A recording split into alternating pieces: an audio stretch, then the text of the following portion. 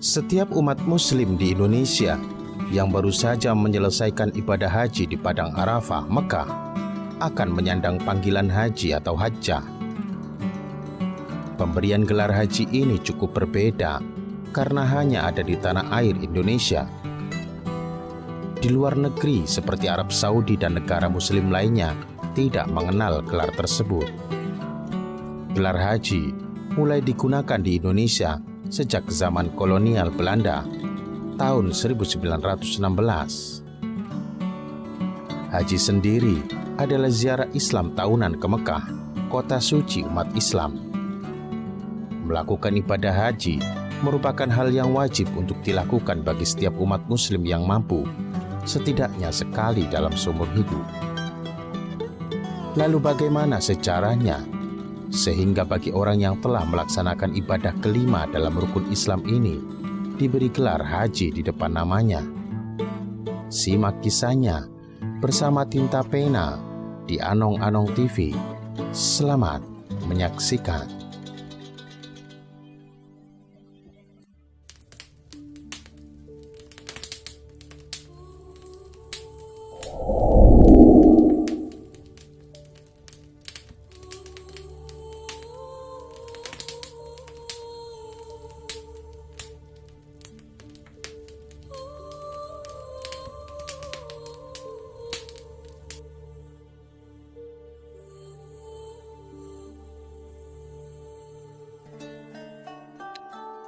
Setelah melaksanakan rangkaian ibadah haji, terutama wukuf di Padang Arafah, para jamaah resmi menjadi haji atau hajjah.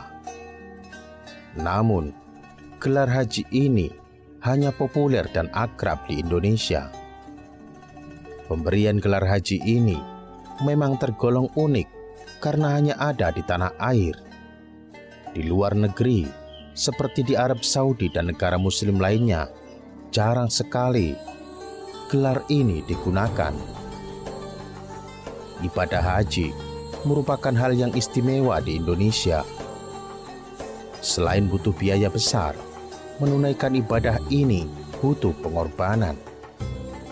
Bahkan, ada orang yang harus menabung dan rela menunggu bertahun-tahun baru untuk bisa berangkat haji.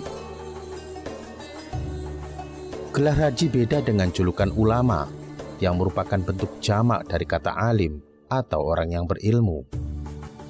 Namun, dalam perkembangannya, ulama diartikan sebagai orang yang ahli dan alim dalam syariat Islam, serta menjadi panutan di tengah masyarakat. Di Indonesia, ulama ini mempunyai sebutan berbeda-beda di setiap daerah.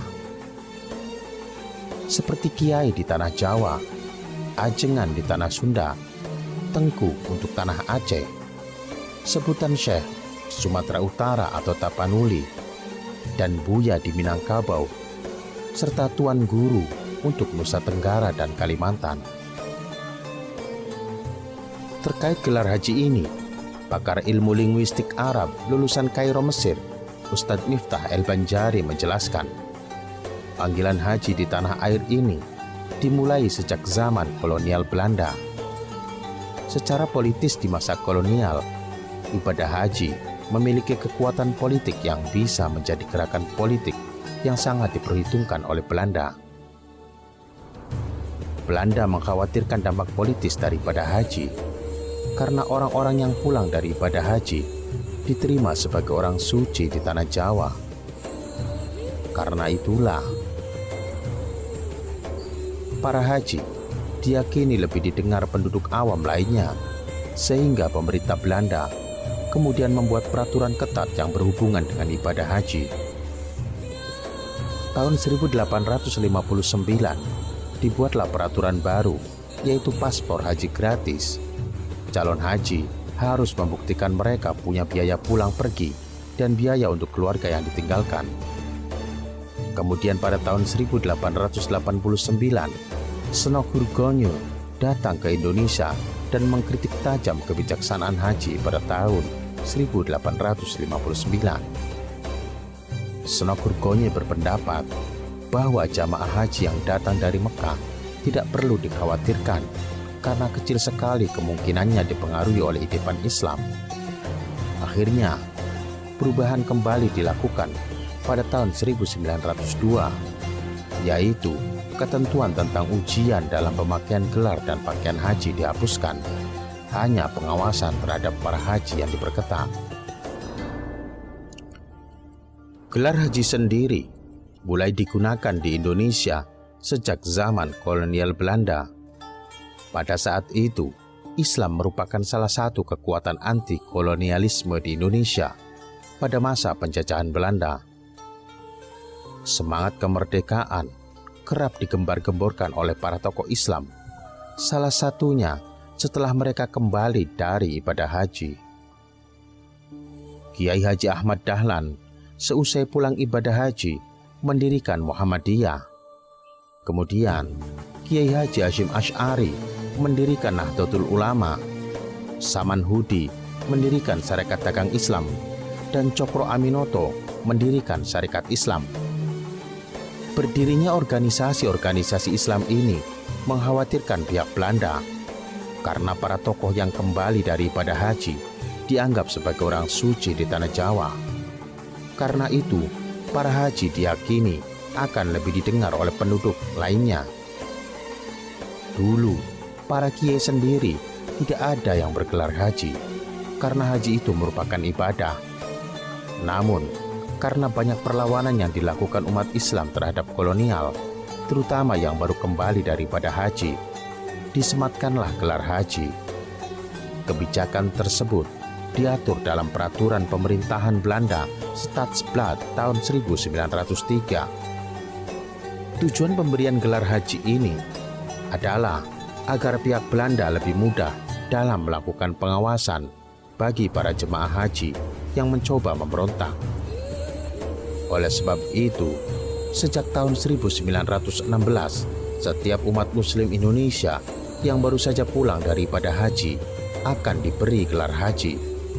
Namun, seiring perkembangannya zaman, saat ini gelar haji kerap dijadikan sebagai penanda kelas sosial ekonomi. Sementara itu, arkeolog Islam Nusantara Kiai Haji Agus Sunyoto menyatakan, gelar haji mulai muncul di Indonesia sejak tahun 1916. Kenapa dulu tidak ada haji di Ponorogo, Kiai Haji Mojo, padahal mereka sudah haji? Dulu kiai-kiai nggak ada gelar haji, karena itu adalah ibadah, begitu menurut beliau. Sejarahnya, gelar haji dimulai dari perlawanan umat Islam terhadap kolonial. Setiap ada pemberontakan, selalu dipelopori oleh guru thariqat yang bergelar haji, ulama dari pesantren. Tiga itu yang jadi biang kerok pemberontakan kompeni, sampai membuat kompeni kewalahan. Seperti yang dikutip dari NU Online, Kiai Agus Sunyoto juga, yang merupakan penulis buku Atlas Wali Songo, menambahkan, para kolonialis sampai kebingungan karena setiap warga pribumi pulang dari Tanah Suci selalu terjadi pemberontakan. Tidak ada pemberontakan yang tidak melibatkan haji, terutama kiai haji dari pesantren-pesantren itu. Untuk memudahkan pengawasan, pada tahun 1916, Belanda mengeluarkan keputusan ordonansi haji, yaitu setiap orang yang pulang dari ibadah haji wajib menggunakan gelar haji. Seiring berjalannya waktu, sebutan gelar haji itu semakin populer di tengah umat muslim tanah air. Alhasil, secara turun-temurun hingga kini, panggilan haji menjadi akrab di Indonesia, bahkan menular ke negara tetangga seperti Malaysia, Brunei Darussalam, dan Thailand bagian selatan. Demikian kisah asal-usul penambahan gelar haji bagi orang yang sudah melaksanakan rukun Islam yang kelima.